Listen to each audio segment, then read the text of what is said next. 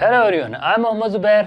आज की इस वीडियो में मैं आपके साथ डिस्कस करूंगा माइक्रोसॉफ्ट ने एक नए बटन का कीबोर्ड में इजाफा किया है और ये इजाफा 30 साल के बाद किया गया है। स्टार्ट करते हैं और जानते हैं कि वो कौन सा बटन है जिसे माइक्रोसॉफ्ट ने 30 साल के बाद कीबोर्ड में इसका इजाफा किया है।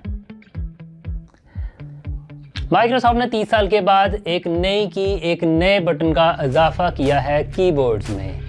कीबोर्ड जो कि आप जानते होंगे ये एक इनपुट डिवाइस होती है और इस इनपुट डिवाइस के ज़रिए हम अपना जो भी पैगाम होता है वो कंप्यूटर तक पहुंचाते हैं। यानी कि एक ऐसी इनपुट डिवाइस जिसके ज़रिए हम फंक्शंस को भी प्रेस करके इस्तेमाल कर सकते हैं। हम इनमें अल्फ़ाबेट्स करैक्टर्स जो होते हैं उनको भी इस्तेमाल कर सकते हैं, नंबर्स और इस तरह की बहुत सारी इस तरह की चीज़ें हम इस कीबोर्ड के थ्रू ही कर सकते हैं। और कीबोर्ड जो होता है ये एक इनपुट डिवाइस होता है। कीबोर्ड में 101, 102 और कुछ खास किस्म के कीबोर्ड में ये कीज़ 104 तक होती हैं। एक कीबोर्ड में 6 रोज़ होती हैं और इनमें बहुत सारी जो कीज़ होती हैं वो अलॉट की गई होती हैं। उनमें कुछ करैक्टर्स की होती हैं, कुछ नंबर कीज़ होती हैं, कुछ एरो कीज़ होती हैं, कुछ फंक्शन कीज़ होती हैं। फंक्शन कीज़ जो होती हैं वो F1 से लेके F12 तक होती हैं। कुछ खास किस्म के कीबोर्ड्स में F1 से लेके F24 तक भी फंक्शन कीज़ होती हैं। नंबर कीज़ अगर देखी जाए तो वो उनकी तादाद 10 होती है। एरो कीज़ होती हैं उनकी तादाद 4 होती है और अल्फ़ाबेट्स करैक्टर जो होते हैं उनकी तादाद 26 होती है। इसके अलावा इसमें सिंबल कीज़ होती हैं, सिंबल कीज़ की तादाद 40 होती है। 1994 में माइक्रोसॉफ्ट ने कीबोर्ड्स में एक इजाफा किया था और इस बटन का नाम था विंडोज़ की। यानी इस बटन को जब हम प्रेस करते थे तो हम इस बटन को प्रेस करते साथ ही जो भी उस वक्त हम ऑपरेटिंग सिस्टम यूज़ कर रहे होते थे उस ऑपरेटिंग सिस्टम के हम डायरेक्ट स्टार्टअप में एक्सेस कर लेते थे। 30 साल के बाद माइक्रोसॉफ्ट ने एक नया बटन जो है वो इंट्रोड्यूस करवाया है। ये नया बटन जो होगा ये हमारे कीबोर्ड में कोई उस नई की नहीं उसके लिए कोई क्रिएट की जा रही, बल्कि हमारे कीबोर्ड में राइट साइड पर एरो कीज़ के साथ कंट्रोल या मेन्यू कीज़ होती हैं। अब इन कीज़ में से अब डिपेंड करता है आपका जो कीबोर्ड है वो इनमें से कौन सा है कि जिसमें कंट्रोल है या उसमें मेन्यू की पाई जाती है। इस बटन का इजाफा जो होगा उस की में कर दिया जाएगा और इस की का नाम है कोपायलट की।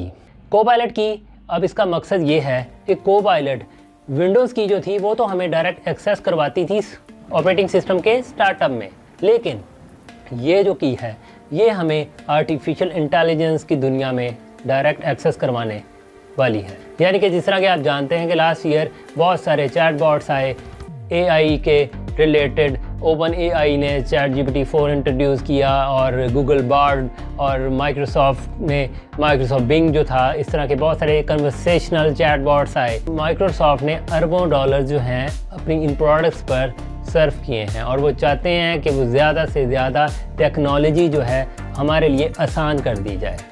यानी इस एक बटन के इजाफे से होगा ये कि हम जस्ट सिंगल क्लिक पर AI रिलेटेड जितने भी चैटबॉट्स होंगे या कन्वर्सेशन होगी हम उस तक डायरेक्टली एक्सेस कर सकेंगे। AI से अब ये काम क्या करेंगे हमारे लिए, जिस तरह के चैटबॉट्स हम कर रहे थे, चैटबॉट्स को इस्तेमाल करके हम कर रहे थे, इसमें भी यही है कि जैसे फॉर एग्जांपल आपका ईमेल है, आप ईमेल लिखना चाहते हैं बहुत लंबा, तो ये आपका ईमेल लिखने में आपकी मदद कर सकता है या आपको समराइज़ करने में आपकी मदद कर सकता है, आपकी प्रेजेंटेशन में आपकी मदद कर सकता है। इसके अलावा आपके आइडियाज़ को ये सॉन्ग्स में कन्वर्ट करने की भी सलाहियत रखता है।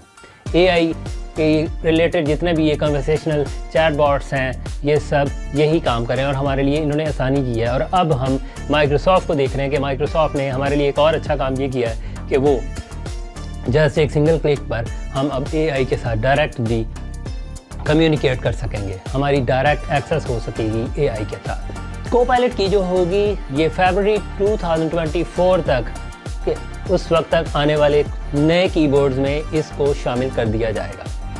और इसी तरह विंडोज़ 11 के जो PCs हैं उनमें भी ये अवेलेबल हो जाएगी और जितने नए लैपटॉप्स आने वाले हैं उनमें भी इस की को इंक्लूड कर दिया जाएगा।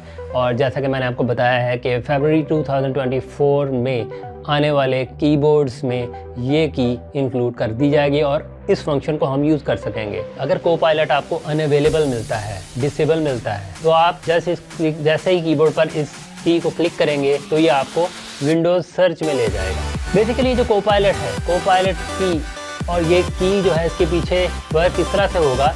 ये मशीनें जो हैं जदीद किस्म की चिप्स पर चलती हैं, यानी कि इन चिप्स पर इस तरह से काम करती हैं कि इनको चलाने के लिए हाई लेवल लैंग्वेजेस जो होती हैं, बड़ी लैंग्वेजेस के जो मॉडल होते हैं वो इन्हें एक्सेस करवाते हैं, और जब वो एक्सेस होती है तो वो इन एप्लीकेशंस को फिर हम क्लाउड की बजाय हम डायरेक्ट एक्सेस कर सकते हैं। आई होप आपको ये वीडियो अच्छी लगी होगी। इस वीडियो को लाइक कीजिएगा, कमेंट कीजिएगा, इस पर शेयर भी कीजिएगा ऐसे, और इस यूट्यूब चैनल के अलावा टिकटॉक चैनल और फेसबुक पेज को फॉलो करना मत भूलिएगा। Thank you so much for watching this video.